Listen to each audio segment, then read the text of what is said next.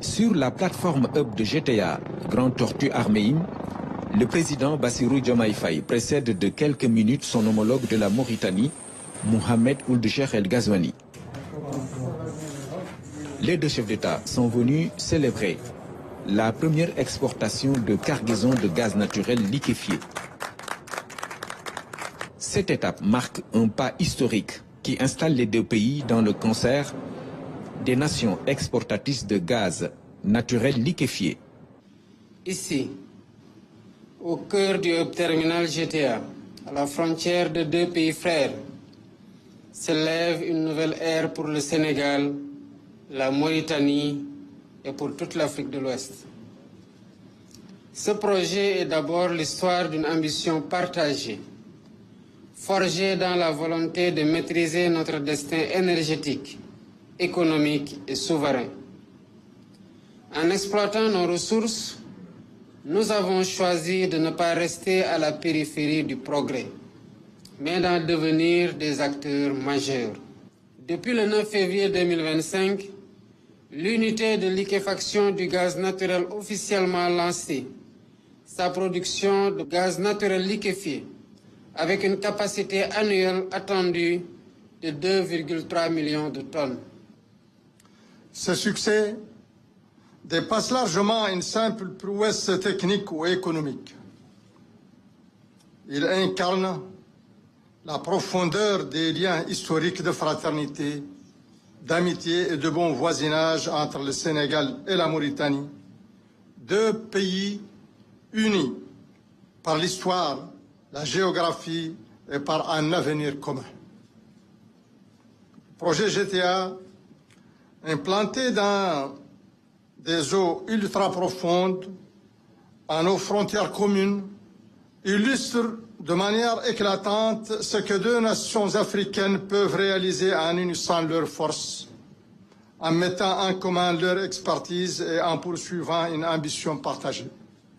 Situé à la frontière maritime entre le Sénégal et la Mauritanie, le champ Grand Tortue Armeim repose sur des puits nichés à des profondeurs d'eau allant jusqu'à 3 km, faisant de l'infrastructure marine l'une des plus profondes d'Afrique. En saluant l'esprit de partenariat de British Petroleum et Cosmos Energy, le chef de l'État insiste sur la priorité accordée au marché local. Ce gaz est d'abord un levier de développement local, un carburant pour notre souveraineté énergétique et un moteur pour notre industrialisation et la transformation structurelle de nos économies. Sous ce rapport, le Sénégal a posé des jalons importants pour livrer une partie de ce gaz sorti des entrailles de nos côtes au marché local.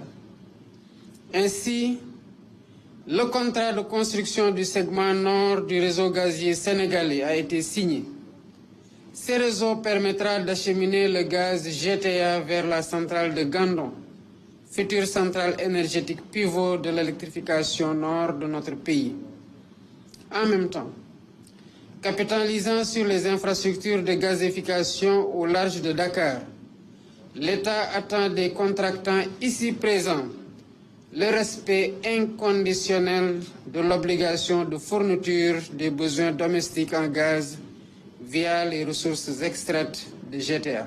Il est évident qu'une partie de la production de gaz naturel liquéfié de la phase 1 de GTA, de l'ordre de 20 à 25%, sera destinée à approvisionner le marché domestique, à soutenir une baisse structurelle progressive, maîtrisée et durable des prix de l'énergie dans notre pays.